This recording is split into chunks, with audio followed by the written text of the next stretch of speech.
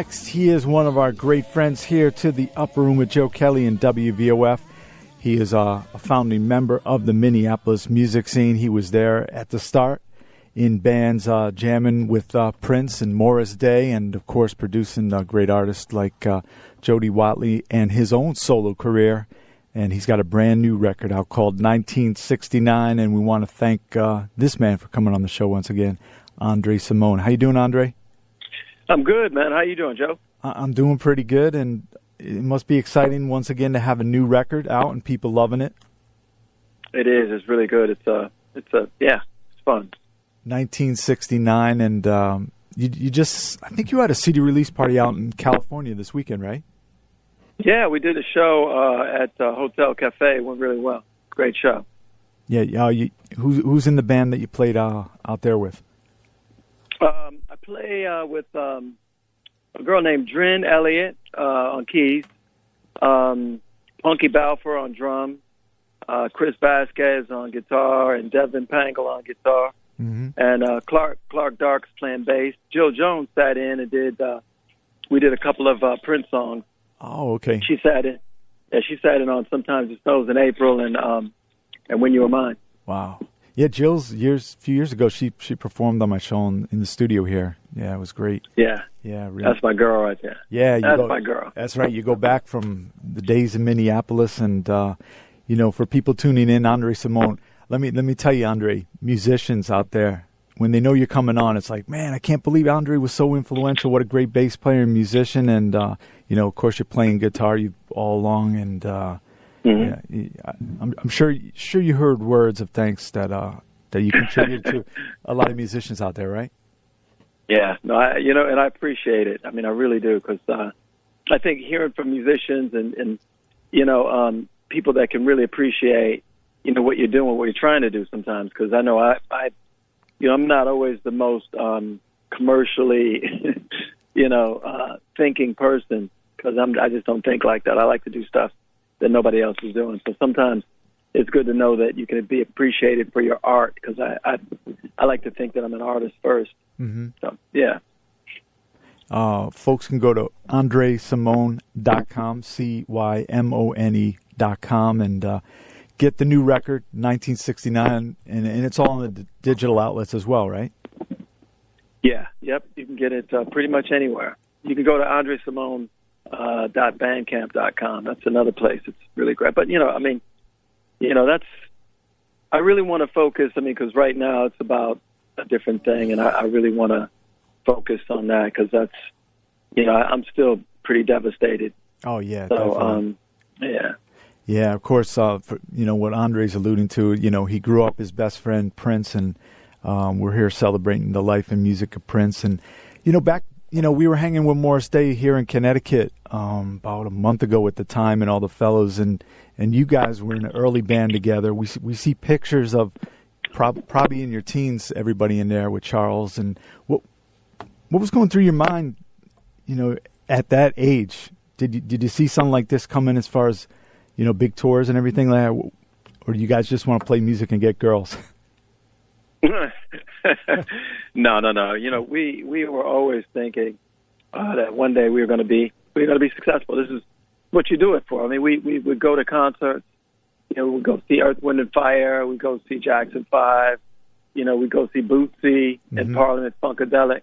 And, we knew it was only a matter of time. We just had to we just had to stay focused and, try to remember that, if you want to be successful, you gotta work. Right. And you gotta think in terms of, being better than the other guy. Because, it's like a line at, at the movie theater. If you get in line too late, maybe the tickets are going to be sold out. Right. Yeah. I know that was always my attitude. Mm-hmm. And so I would impart that attitude on everybody else, definitely in the band, because I was kind of a hustler, so I was always trying to get stuff done. Now, did you do the tour with Zapp and Rick James too?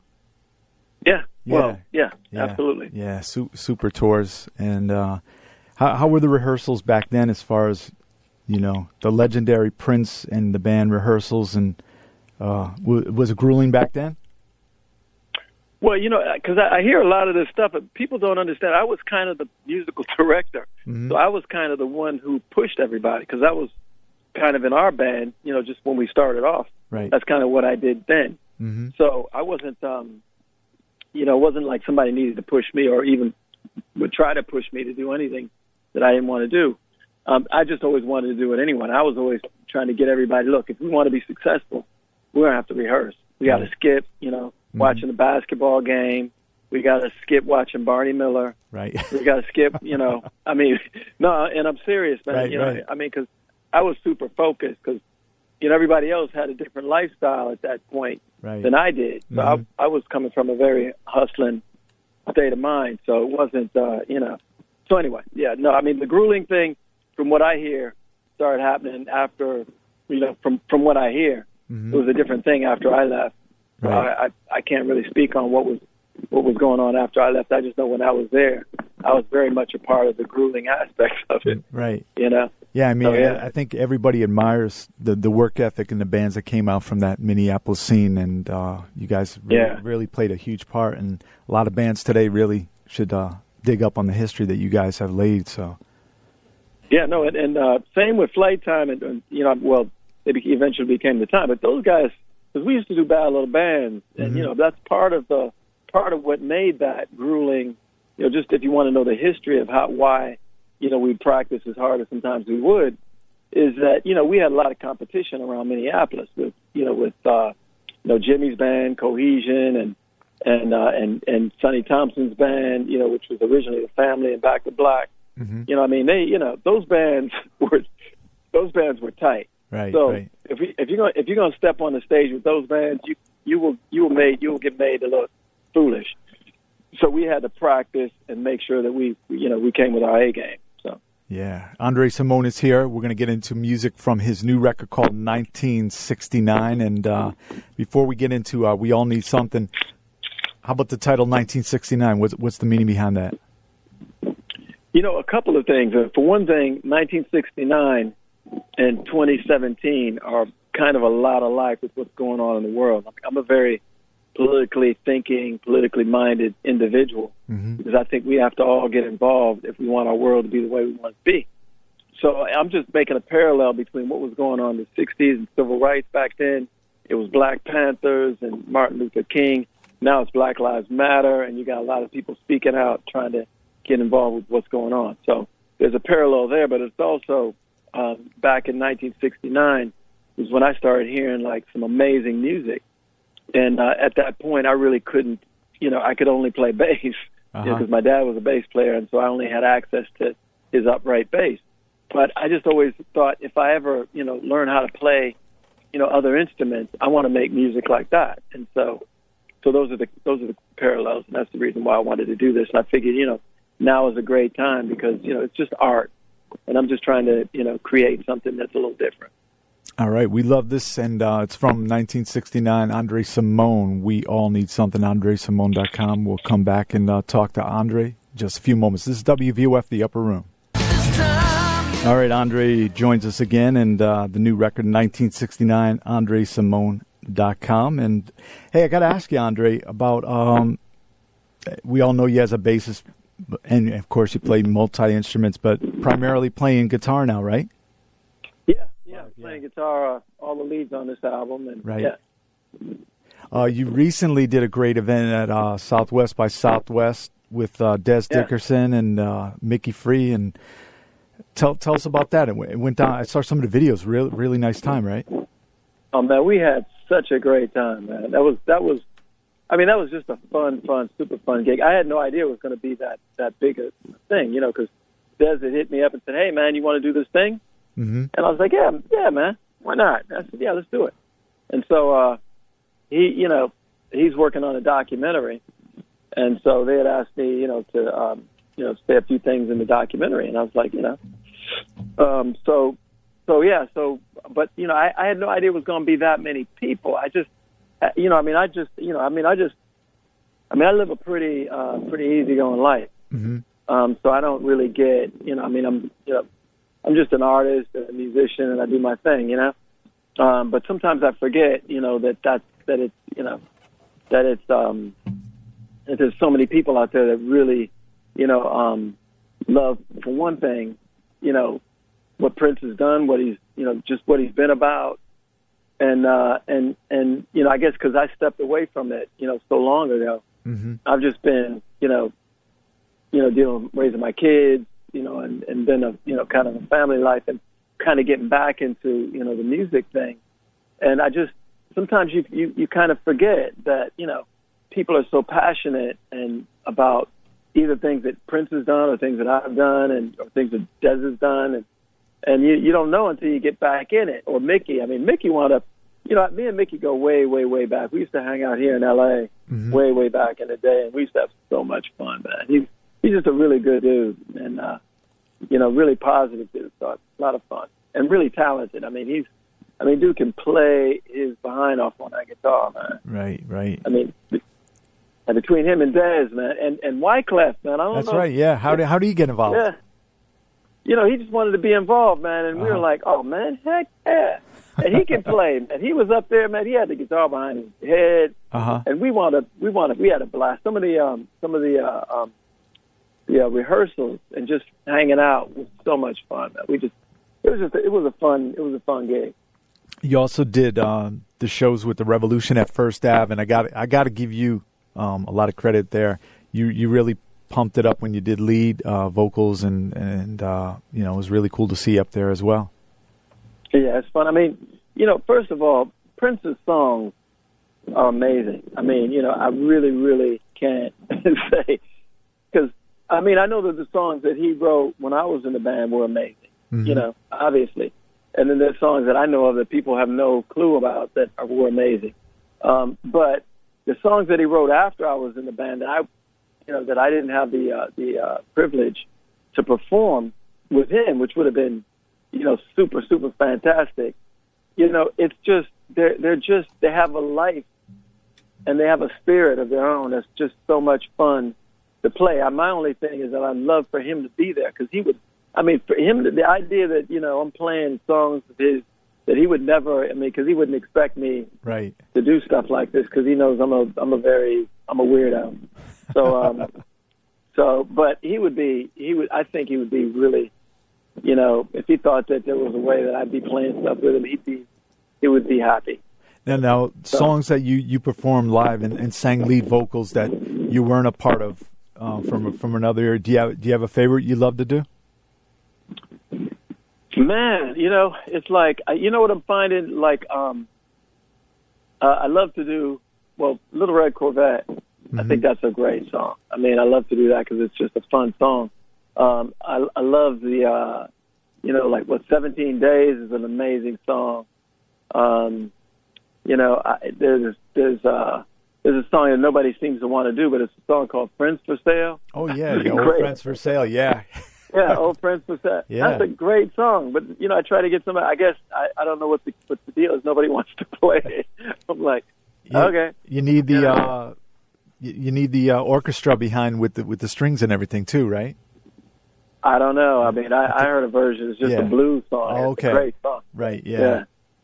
And I'm loving blues right now. So it's, right. Yeah. Anyway, there's so many. When Doves Cry, I think is amazing. I mean, I could go on. I mean, there's he had played me the Sign of the Times album, so I love Dorothy Parker. I mean, after he played it to me, the first thing I said, man, is that song is amazing. I said, I know all the ones you got for the singles, and I get it. I know all that.